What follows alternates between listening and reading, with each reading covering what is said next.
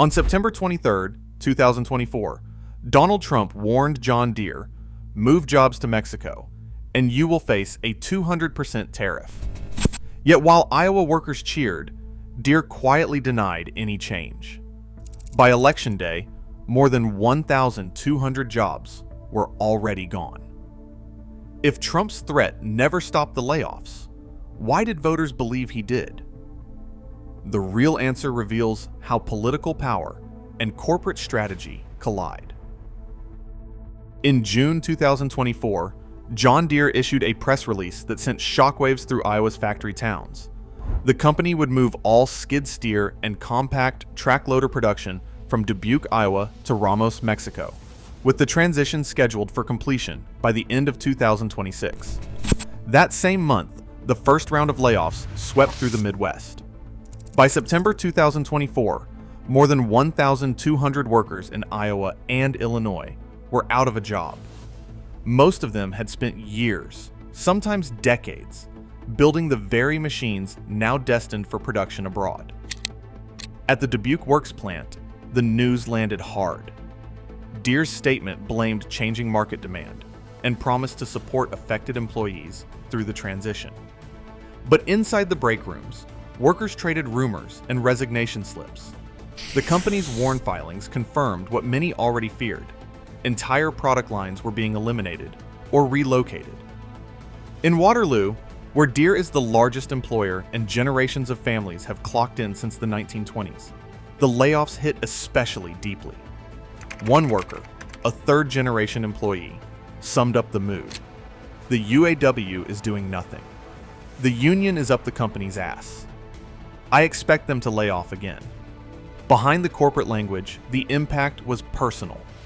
In neighborhoods built around the hum of Deere's factories, families faced uncertain futures. Some tried to transfer to other plants, but most were left with severance packages and little else. The company's assurances of attrition and reassignment rang hollow as the list of eliminated positions grew longer. For many, the loss was not just a paycheck, but the end of a way of life passed down through fathers and sons.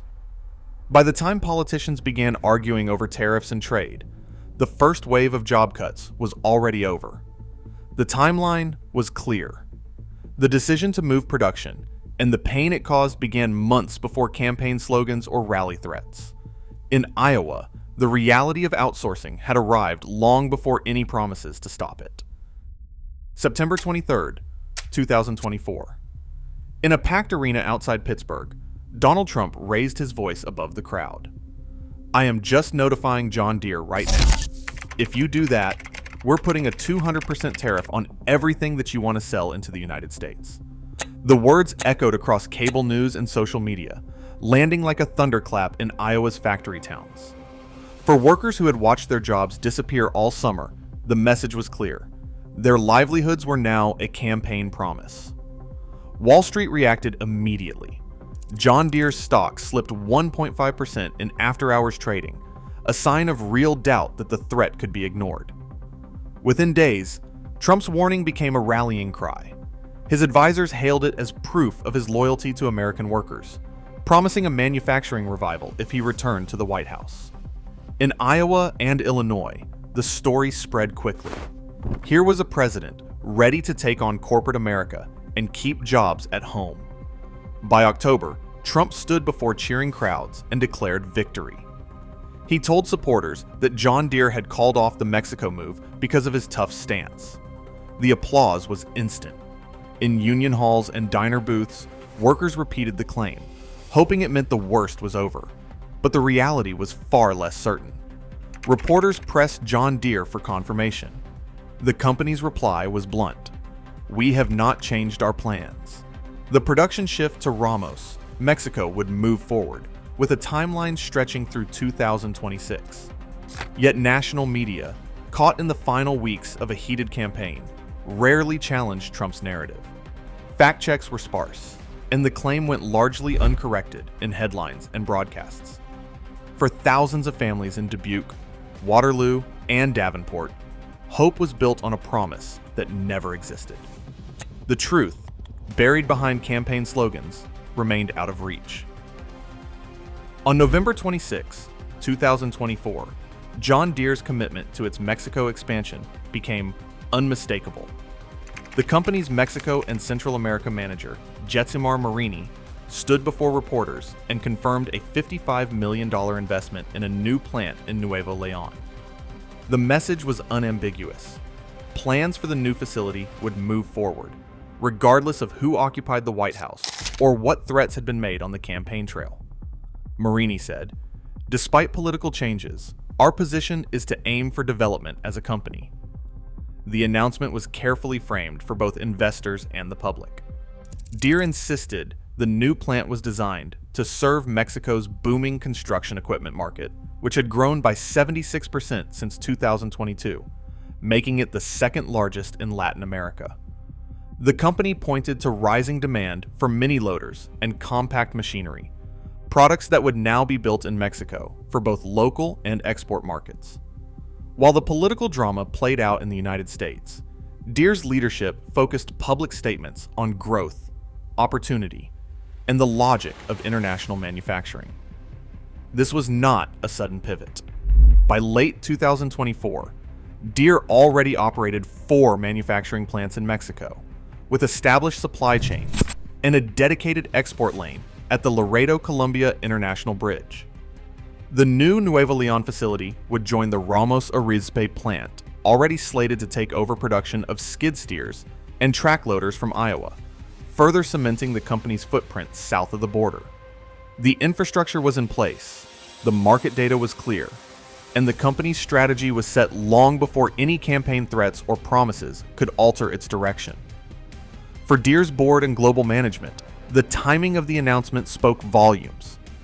The decision to confirm the $55 million investment after the U.S. election removed any doubt about the company's intentions.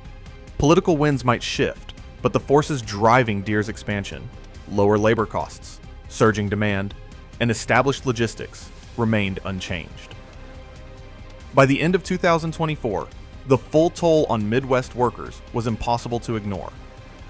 Official Warren filings documented 2,167 layoffs across Iowa and Illinois, with Waterloo alone losing 1,075 jobs in 6 separate rounds.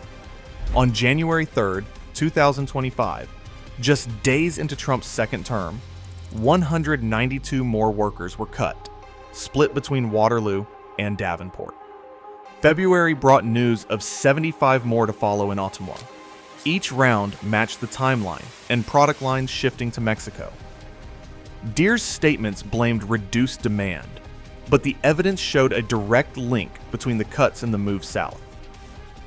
For families in Dubuque, Waterloo, and Davenport, the numbers translated into empty driveways and shuttered storefronts. Generations who had relied on steady paychecks now faced uncertainty, while company promises of reassignment faded into corporate jargon. The layoffs continued even as national headlines declared that jobs had been saved. Economics told a story that campaign promises could not change. Manufacturing a skid steer in Iowa cost Deere about $35,000. The same machine could be built in Mexico for $20,000. Even after Trump announced in December 2024 a 25% tariff on all Mexican imports, a far cry from the threatened 200%, the math still favored outsourcing. A 25% tariff added $5,000, bringing the Mexico total to $25,000. Still $10,000 less per unit than U.S. production. Only a 200% tariff would have erased the advantage, pushing the Mexico cost to $60,000 and making American jobs competitive again. But the rules of trade stood in the way. The USMCA, signed in 2020, locked in tariff-free access for qualifying goods. Targeted penalties against a single company were forbidden. Deere's established export lane at the Laredo-Colombia International Bridge kept parts and finished machines flowing north without interruption. In Black Hawk County, Trump carried the vote by 6 points. In Scott County, he carried it by 9 points. Workers cast ballots believing their jobs had been rescued. In reality, The costs of global competition and the limits of political power landed squarely on their shoulders. Today, over 2,000 Midwest workers are out of a job, while John Deere's Mexico expansion accelerates, unmoved by threats or promises. When political theater replaces real consequences, corporations set the terms. The cost is not just lost jobs, it is lost trust. What fills that void next is up to all of us.